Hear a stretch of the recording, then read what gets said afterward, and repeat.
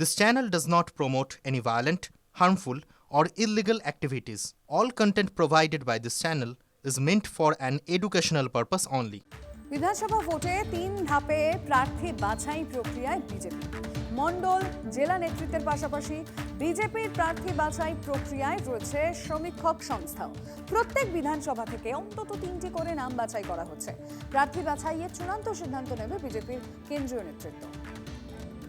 শিওরে বিধানসভা ভোট, তৃণমূল প্রার্থী ঘোষণার তোড়জোড় শুরু করে দিয়েছে। পিছিয়ে নেই বিজেপিও, ঘর গোছাতে শুরু করে দিয়েছে তারা। সূত্রের খবর, 3 ধাপে প্রার্থী বাছাই করতে চলেছে গেরুয়া শিবির। মণ্ডল জেলা নেতৃত্বের পাশাপাশি বিজেপির প্রার্থী বাছাই প্রক্রিয়ায় রয়েছে একটি সমীক্ষক সংস্থাও।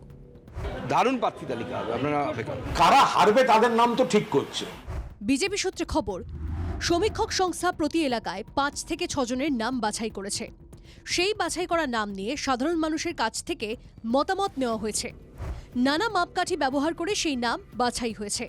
সেই মাপকাঠি ব্যবহার করেই সাধারণ মানুষের মতামত নিয়েছে সমীক্ষক সংস্থাগুলো, আর সেই মতামতের ঝাড়াই বাছাই করেই 3টি করে নাম চূড়ান্ত করেছে বিজেপির কেন্দ্রীয় সমীক্ষক সংস্থা। তবে শুধু সমীক্ষক সংস্থায় ভরসা রাখেনি বিজেপি। সূত্রের খবর, মণ্ডল সভাপতি, প্রাক্তন মণ্ডল সভাপতি বা কোনো বিধানসভা থেকে দলের জেলা পদাধিকারী থাকলে তারা 3টি করে নাম চূড়ান্ত করেছেন।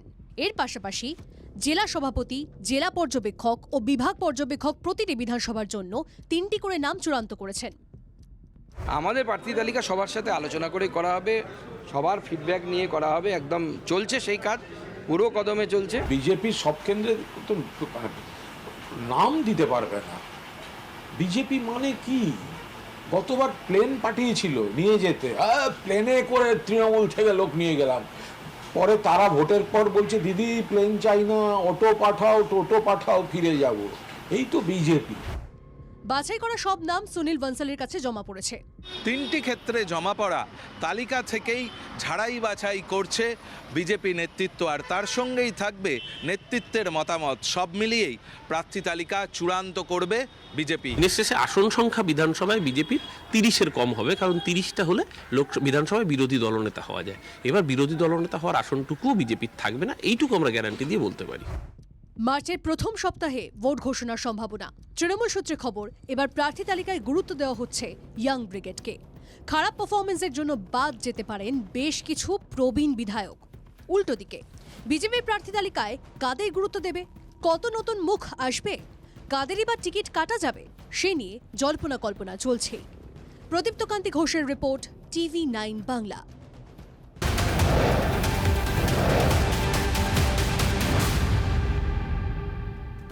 বঙ্গযুদ্ধের রণকৌশল প্রায় শেষ, দাবি সিপিএমের রাজ্য সম্পাদকের। তৃণমূল বিজেপি বিরোধী দলগুলির সঙ্গে কথা এখনো চলছে। 90% আসন সমঝোতা হয়ে গেছে। 10% আসনে বিকল্প লড়াইয়ের জন্য প্রস্তুত হচ্ছে সিপিএম, জানালেন সিপিএমের রাজ্য সম্পাদক মোহাম্মদ জেদ।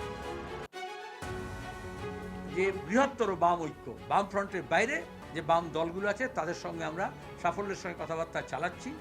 কারণ আমরা ঠিক করেছিলাম যে আমাদের বামপন্থী সিপিআইএম কোন কোন আসনে লড়বে সেটা ঠিক করে তার সঙ্গে বামপন্থীদের সঙ্গে সমঝোতা করা, বামফ্রন্ট এবং বামফ্রন্টের বাইরে যারা তাদের সঙ্গে সম্পন্ন করলে বামফ্রন্টের বাইরে যারা আছে তাদেরকে, যারা বিজেপি এবং তৃণমূল বিরোধী অবস্থানে দৃঢ় থাকবে তাদের সঙ্গে কথা বলবো, সেই কথাবার্তা আমাদের চলছে।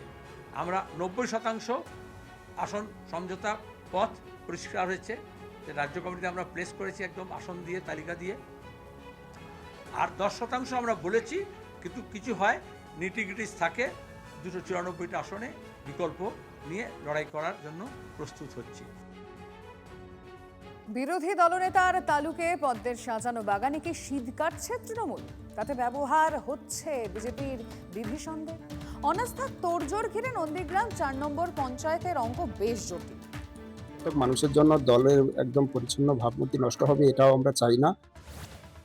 ভোটমুখী নন্দীগ্রামে বিজেপিতে গৃহদাহ।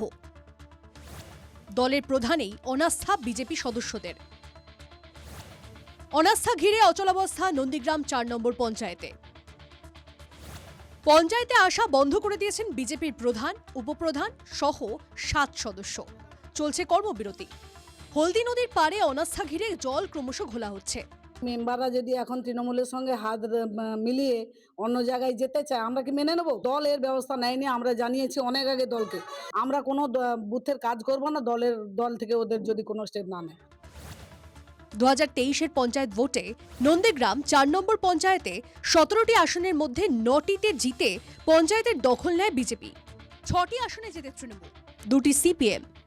সম্প্রতি তৃণমূলের 6 সদস্যের সঙ্গে হাত মিলিয়ে অনাস্থা প্রস্তাবে সই করেন বিজেপির 2 ও সিপিএমের 1 পঞ্চায়েত সদস্য। তাতে সমীকরণ বদলের আশায় তৃণমূল। বিদ্রোহীদের পাল্টা হুঁশিয়ারি দিয়েছেন বিজেপির প্রধান। বিজেপির যে দুজন জনপ্রতিনিধি তৃণমূল কংগ্রেসের সঙ্গে এসে এই দুর্নীতির বিরুদ্ধে প্রতিবাদ করেছে, আসলে তাদের হয়তো বিলম্বে বোধোদয় হয়েছে।